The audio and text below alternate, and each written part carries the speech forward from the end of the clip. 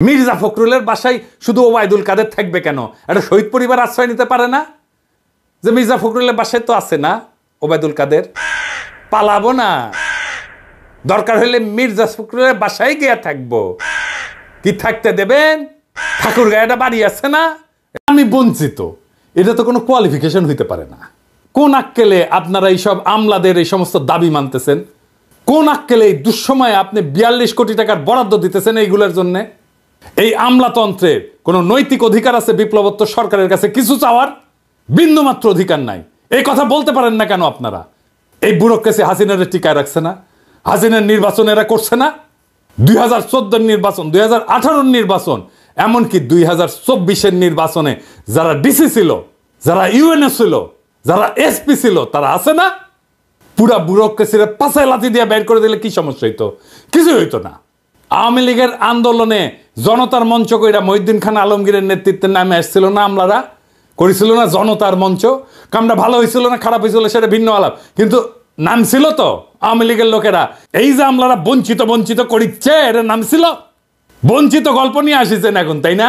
সেজন্য আপনাদের কম্পেনসেট করতে হবে। ভালো আবদার তো।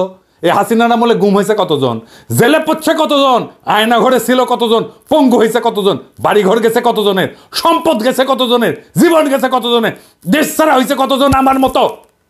কারে কম্পেনসেট করছেন? এদের কম্পেনসেশন কে করবে? কোন আক্কেলে কম্পেনসেশন চাইতেছেন আপনারা? আর কোন আক্কেলে প্রফেসর ইউনূসের সরকার দিতেছে এই টাকা? শহীদ পরিবারকে প্রতিশ্রুত 30 লাখ টাকা দিতে পারে নাই, আহতদের সুচিকিৎসা করতে পারে নাই, পুনর্বাসন তো দূরের কথা। আর এই আমলাদের টাকা দিতেছেন 42 কোটি টাকা। টাকা কি খোলাম কুচি? এই আমলারা আবার নিতেছে হ্যাংলার মতো। লজ্জাও লাগে না আপনাকে? রে চিনেছেন সারা জীবন ঘুষের টাকা গোনা, আর লোভ ছাড়া তো কোনো বৈশিষ্ট্য নাই রে ভাই আপনাদের। কোন সরকারি কর্মচারীদের যদি সত্যি কম্পেনসেট করতে হয়, তাইলে সেটা সামরিক বাহিনীকে করতে হবে। সামরিক বাহিনীর নির্যাতিত, বঞ্চিত, চাকরিচ্যুত অফিসার সৈনিকেরা এই লড়াইয়ে ছিল, ভূমিকা রাখছে যে যার অবস্থানে থেকে। এরাই গুম হয়েছে, এরাই চাকরিচ্যুত হয়েছে, এরাই দেশ ছাড়া হয়েছে। একজন আমলা গুম হয়েছে, একজন আমলা জেলে গেছে, একজন আমলার চাকরি গেছে। এরা দেশে বিদেশে থেকে বিরচিত ভূমিকা রাখছে। শুধু তারাই না, তাদের পরিবার নিয়ে ডিএইচএসে মিছিল করেছে, সাবেক আর্মি চিফ সহ সিনিয়র অফিসাররা প্রকাশ্যে মিটিং করেছে, বিবৃতি দিচ্ছে, সমাবেশ করছে। দেখেন ইকবাল করিম ভুইয়া কি কইতেছেন। 4ই আগস্টের কথা এটা। দেশের নীতি নির্ধারকরা যদি বিবেক, বুদ্ধি ও হৃদয়হীন হয়ে না পড়তেন, তাহলে গত কয়েক সপ্তাহে বাংলাদেশের ইতিহাসের সবচেয়ে বড়, করুণ ও মর্মান্তিক এই হত্যাকাণ্ড সমূহের ঘটনাগুলো ঘটত না। সুস্থ মস্তিষ্কের কোনো বিবেকবান মানুষের পক্ষে দেশে এমন একটা যুদ্ধ পরিস্থিতি মেনে নেওয়া সম্ভব না। আমরা নিজেরা নিজেদের সাথে যুদ্ধ করতে পারি না। আমাদের দেশটাকে, এই প্রিয় রাজধানী ঢাকা ও জেলা শহরগুলোকে যুদ্ধক্ষেত্রে পরিণত করতে দিতে পারি না। তাই আজ এখানে দাঁড়িয়ে ব্যর্থহীন ভাষায় বলছি, ইনশাল্লাহ তা আমরা করতে দেব না। সকল শ্রেণী ও পেশার মানুষকে সাথে নিয়ে ঐক্যবদ্ধভাবে শান্তি প্রচেষ্টায় সচেষ্ট থাকবে। এই জনপ্রিয় সাবেক সেনাপ্রধানকে আমাদের সবার কৃতজ্ঞতা জানানো উচিত। উনি সাহসের সাথে দাঁড়ানোর জন্য এই পরদিন সেনাবাহিনীর জুনিয়র অফিসার আর সৈনিকেরা ছাত্র জনতার উপরে গুলি চালাইতে অস্বীকার করে। পরদিন যদি গুলি চলতো, জেনারেল ইকবাল করিম ভুইয়া কয়েকজন সিনিয়র অফিসারদের নিয়ে আর্মি কনভয়ের সামনে দাঁড়াইতেন। এই পরিকল্পনা ওনাদের ছিল। আমি 4 তারিখ রাতে এটা জানাইছিলাম প্রফেসর ইউনূসকে, যে স্যার কালকে আর্মি গুলি চালাইতে পারবে না, জেনারেল ভুইয়া সর্বশক্তি দিয়ে ঠেকাই দিবেন। এটা প্রফেসর ইউনূস জানতেন। অথচ এই বীরকে আমরা সামান্যতম সম্মান জানাইলাম না।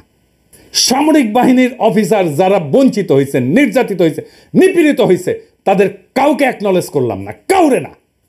প্রফেসর ইউনূসের টাইম হয় সোহেল তাজরের ডাইকা কথা বলার, টাইম হয় না জেনারেল ইকবাল করিম ভুইয়াকে ডাইকা ওনারে ধন্যবাদ দেওয়ার, টাইম হয় না।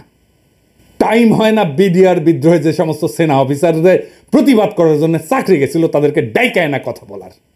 ইকবাল করিম ভুইয়ার সার্ভিস, ওনার ইমেজকে, ওনার সামর্থ্যকে দেশের কাজে লাগানোর কথা মনে হয় না। ইকবাল করিম ভুইয়া আপনার পাশে দাঁড়াইলে ওয়াকার সাহেবের ইন্ডিয়ান ফরেন সেক্রেটারি শিডিউল ছাড়া মিটিং করতে পারতো না। মুজিব বলছিল না যে তিনি আমার কথা রাখলেন না, তিনি রাখলেন ভুট্টো সাহেবের কথা। আপনার আশেপাশে তো সব ভুট্টো সাহেবদের বসায় রাখছেন প্রফেসর ইউনূস। কার কেমন দক্ষতা দেখতেছেন তো, আপনি দেখতেছেন তো, জাতীয় দেখতেছে, কাদেরকে নিয়ে এসে বসাইছেন। না আছে রাজনৈতিক ক্ষমতা, না আছে পাবলিককে মোবিলাইজ করার ক্ষমতা, না আছে লিডারশিপ স্কিল, না বলতে পারে কথা, না আছে জনপ্রিয়তা, না আছে মেধা, না আছে রাষ্ট্র চালানোর জন্য ন্যূনতম যোগ্যতা এবং দক্ষতা। তাও এগুলোর আশেপাশে রাখিছেন কেন?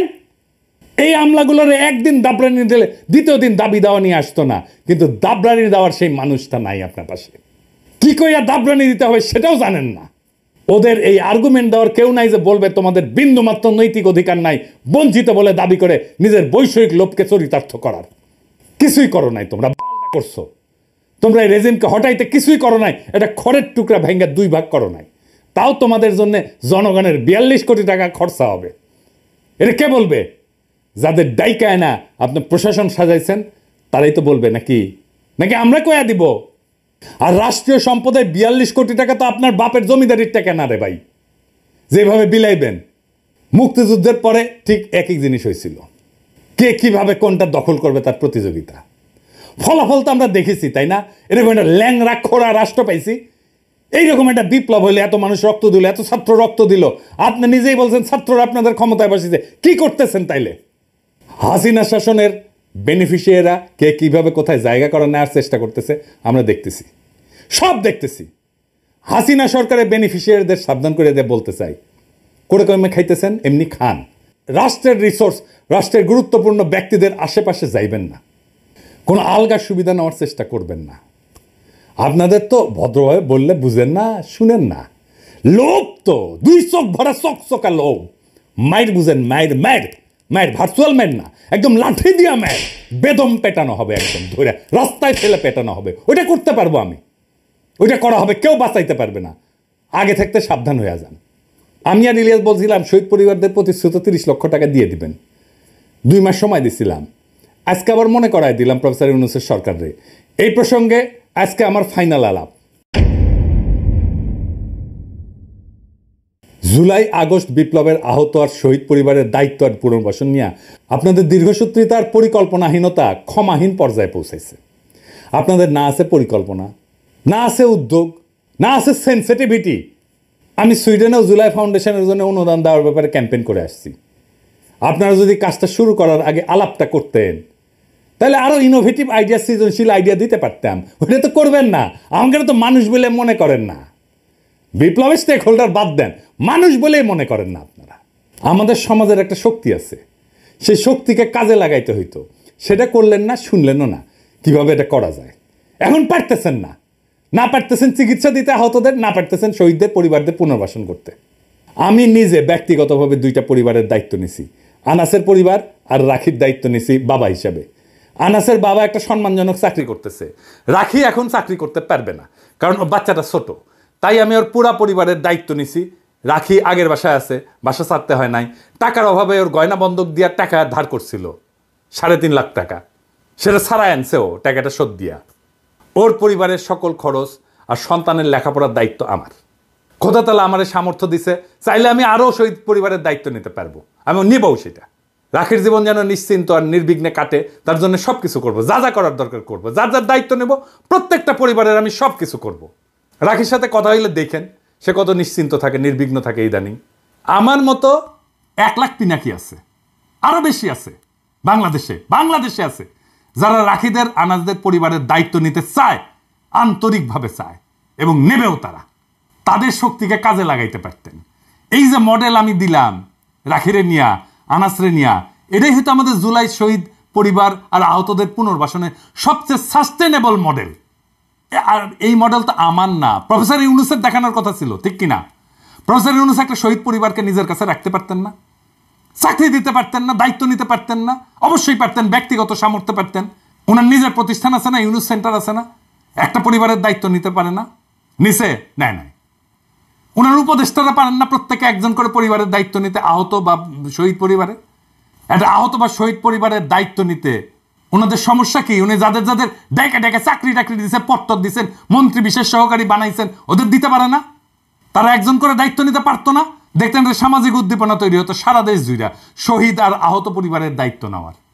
ঢাকা শহরে কত মুরব্বী বাচ্চা কাচ্চা বিদেশে থাকে, একা একা থাকেন, বিশাল বড় বাড়ি ফাঁকা পড়ে থাকে। রাখির মতো একটা মেয়ে আর রাখির মেয়ের মতো একটা নাতি পেলে ওনাদের জীবনটা আনন্দময় হইতো। রাখির মতো শহীদের স্ত্রীকে নিজের কাছে সন্তানের মতো আগলায় রাখতেন। এরকম অসংখ্য পরিবার পাওয়া যাবে যারা এই কাজ আনন্দের সাথে করতেন।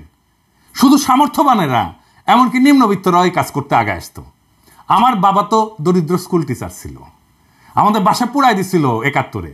আমরা রান্নাঘরে থাকতাম, বাসার রান্নাঘরে থাকতাম একটা ঘরে। সেই বাসাতেও একটা বিহারি পরিবারকে আশ্রয় দিছিলেন বাবা, আমাদের সাথেই থাকতো। পরিবারের শেষ সদস্য একটা মেয়ে ছিল, আমি দিদি বলে ডাকতাম।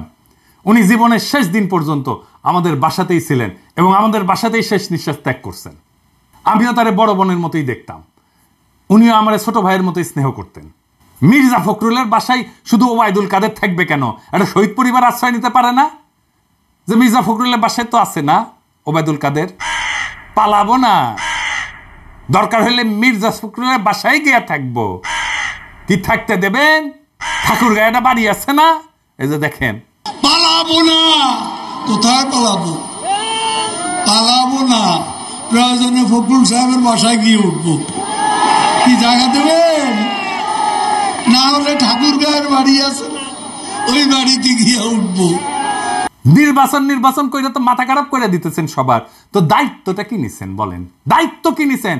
সব দলের এমপি ইলেকশনের নমিনেশন যারা নেবেন তাদের দেখাইতে হবে কোন শহীদ আহত পরিবারের দায়িত্ব নিছেন। দল থেকে না কি দিচ্ছেন সেটা না, আমরা জানতে চাই আপনি নিজে কি করছেন, নিজে ব্যক্তিগতভাবে কি করছেন, আপনার বাসায় আছে কিনা। আগামী বাংলাদেশ সেই নেতা চায় যারা কথায় না কাজে বড় হবে। কাজ দেখান, দায়িত্ব নিতে পারেন। এটা শহীদ পরিবারের দায়িত্ব নেওয়ার হ্যাডম নাই, দেশের দায়িত্ব নেবেন। হ্যাঁ হ্যাঁ, খালান হাইচানি আর কেউ আমাদের ধরেন। আগে দেখান আপনারা পারেন দায়িত্ব নিতে, তারপরে ভোট চাইতে আসেন। আর মনে রেখেন, আগামীর বাংলাদেশ চালানো আপনাদের জন্য কেক ওয়াক হবে না, হ্যাঁ, মাখনের মধ্যে দিয়ে হাঁটার মতো হবে না, পিকনিক হবে না। সংসদের বাইরে, রাজনৈতিক দলগুলোর বাইরে, মেরুদণ্ডহীন বুদ্ধিজীবীদের বাইরে, সুশীল সমাজের বাইরে অসুশীল ভয়েস থাকবে পিনাকি আর ইলিয়াসের মতো। এবং আমরা আপনাদের সব সময় দাবরানির উপরে রাখবো। এইটা মনে রেখেন, জনগণের কণ্ঠস্বর হিসাবে যেন সিধা রাস্তায় চলেন। সিরাতুল মুস্তাকিম। ইনকিলাব জিন্দাবাদ।